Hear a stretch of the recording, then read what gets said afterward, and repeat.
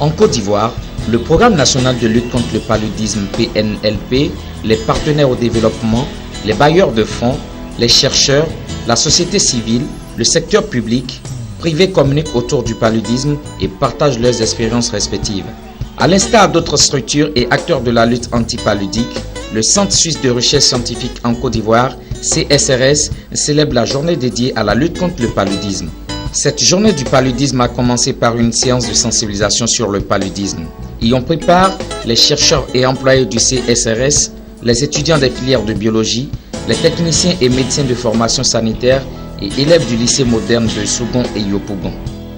Cette journée, à l'instar des journées précédentes, répond à deux objectifs principaux.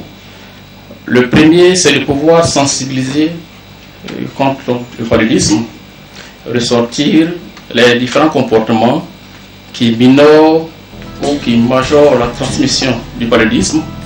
Faire connaître les résultats de recherche, partager les points de vue sur l'actualité scientifique, analyser les avancées et les perspectives tissées au fil du plan d'action stratégique. En ce qui concerne la lutte anti-paludisme, l'approche intégrée a toujours été préconisée par le CSRS pour un contrôle efficace du paludisme au bénéfice des communautés. Au niveau du vecteur, les diverses thématiques abordées au cours de cette journée visent à comprendre leur biologie et comportement dans divers environnements.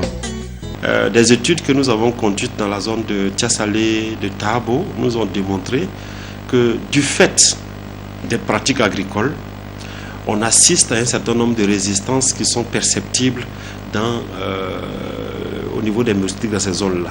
Or, qui dit résistance au niveau des moustiques parle automatiquement de la difficulté à les éliminer. Et quand on a la difficulté à les éliminer, après on a ces piqûres multiples qui conduisent à l'endémicité et à l'aggravation de cette endémicité-là. En ce qui concerne l'homme, les représentations et les pratiques des communautés face au paludisme influencent le succès des stratégies de lutte au regard des comportements des communautés humaines qui minorent ou qui majorent la transmission du paludisme. La question de la triple résistance, développée par les vecteurs, les parasites et les communautés humaines, reste d'actualité et mérite une attention particulière dans les environnements d'endémie palustre. La sensibilisation constitue l'un des piliers incontournables de la gestion du triple résistance. Fondé en 1951, le Centre suisse de recherche scientifique CRSS est une institution de recherche pluridisciplinaire placée sous la double tutelle des ministères chargés de la recherche scientifique en Côte d'Ivoire et en Suisse. Le CSRS travaille dans les domaines de l'environnement, de la santé, de la sécurité alimentaire et de la biodiversité. Il conduit en Côte d'Ivoire un programme de renforcement des capacités à la recherche ivoirienne, PASRES, financé par la coopération suisse.